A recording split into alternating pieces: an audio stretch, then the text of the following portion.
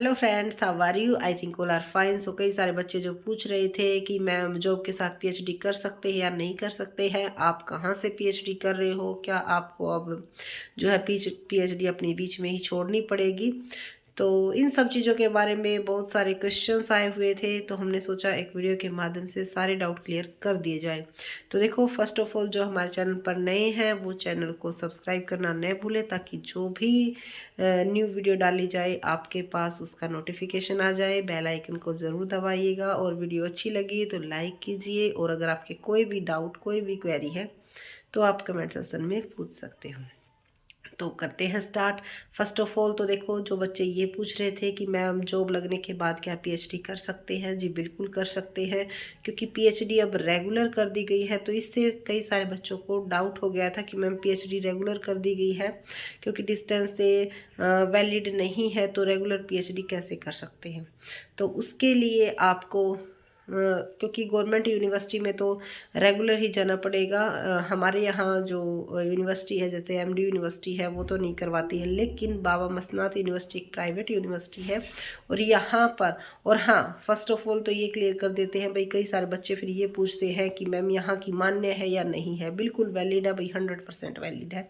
ठीक है, तो यहाँ पर पीएचडी करने के लिए आपको फर्स्ट जो कोर्स वर्क होता है आपका 6 to 7 मंथ का होता है, उसको रेगुलर बेस पे आपको करना होता है। यानी कि वो आपको उसके लिए आपको अपनी जो एक्सटेंशन है या लीव है जो भी है वो आपको लेनी होगी 6 मंथ का, क्योंकि वो आपको रेगुलर से करना होगा। बाकी जो बाकी टाइम पीरियड जो बच जाता है कोर्स वर्क के बाद, वो आप जॉब के रहते हुए भी कर सकते हो। तो फिर वो पीएचडी आपकी जो है रेगुलर में ही काउंट होगी। यानी कि जॉब पर रहते हुए भी आप पीएचडी कर सकते हो। इसके लिए सिर्फ आपको कोर्स वर्क रेगुलर से करना होगा। ठीक है, तो ये डाउट तो आपका क्लियर हो ही गया होगा कि जॉब के साथ पीएचडी कर सकते हैं। और जॉब के साथ अगर पीएचडी कर सकते हैं तो हम भी अपनी पीएचडी, क्योंकि मेरी तो बिल्कुल कंप्लीट होने को ही है। ठीक है, थोड़ा सा टाइम पीरियड तो कंप्लीट हो जाएगा मार्च में, लेकिन वही है क्योंकि एग्ज़ाम की तैयारी वगैरह की इसकी वजह से काम जो है वो अभी कंप्लीट नहीं हुआ है। तो यही है, जब तक ज्वाइनिंग हो जल्द से जल्द हो जाए। अगर रह जाता है तो फिर बाद में सबमिट करवाएंगे भी वर्क। लेकिन ये है कि पीएचडी को बीच में तो नहीं छोड़ेंगे, कंप्लीट जरूर करेंगे। तो कई सारे बच्चे पूछ रहे थे कि मैम अगर आप वहाँ पे ज्वाइन करोगे तो क्या आपको पीएचडी छोड़नी पड़ेगी? जी नहीं, पीएचडी नहीं छोड़नी पड़ेगी, लेकिन जो हमारी जेआरएफ की फेलोशिप मिलती है वो ज़रूर छोड़नी पड़ेगी। क्यों? क्योंकि गवर्नमेंट एक ही बेनिफिट दे सकती है आपको। या तो आप जेआरएफ का बेनिफिट ले सकते हो या फिर आप सैलरी का बेनिफिट ले सकते हो।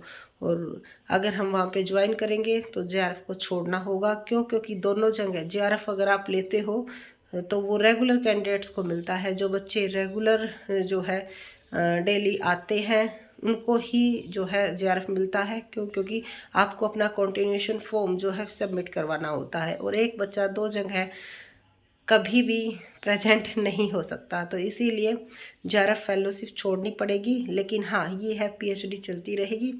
जब भी वर्क हो जाएगा हमारा तब हम अपना सबमिट करवा देंगे, तो पीएचडी बीच में नहीं रहेगी। और हाँ, कहाँ से कर रहे हैं? तो बाबा मसनात यूनिवर्सिटी जो कि रोहतक में है, एक प्राइवेट यूनिवर्सिटी है, वहीं से पीएचडी कर रहे हैं।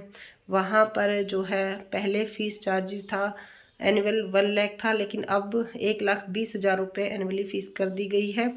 और 3 साल में कंप्लीट, आपके ऊपर डिपेंड है। वैसे देखो भैया, आप काम कब करोगे, लेकिन मिनिमम 3 इयर्स, क्योंकि 3 इयर्स तो होने ज़रूरी ही होते हैं भाई।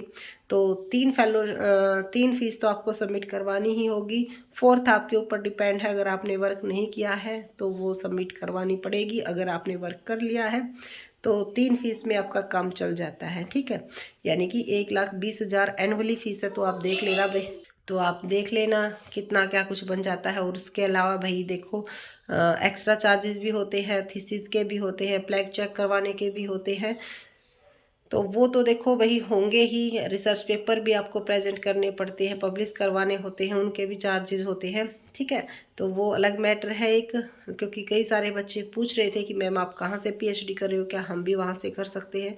भाई फ़िलहाल तो क्योंकि अभी जो है एडमिशन हो चुके हैं, तो नेक्स्ट जब एडमिशन मिलेंगे तभी, एडमिशन के फॉर्म निकलेंगे तभी मौका मिलेगा।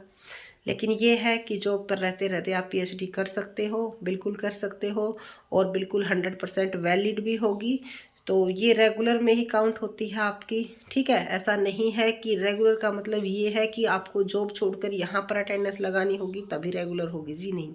कोर्स वर्क को आपको रेगुलर वे में जो है करना होगा, तो ये आपको रेगुलर में ही काउंट होगी। क्योंकि बहुत सारे बच्चे हमारे यहाँ से कर रहे हैं, बच्चे तो क्या है वो असिस्टेंट प्रोफेसर लगे हुए हैं, क्योंकि उनके लिए गवर्नमेंट ने, क्योंकि नए रूल रेगुलेशन के अकॉर्डिंग पीएचडी को कंपलसरी कर दिया गया था।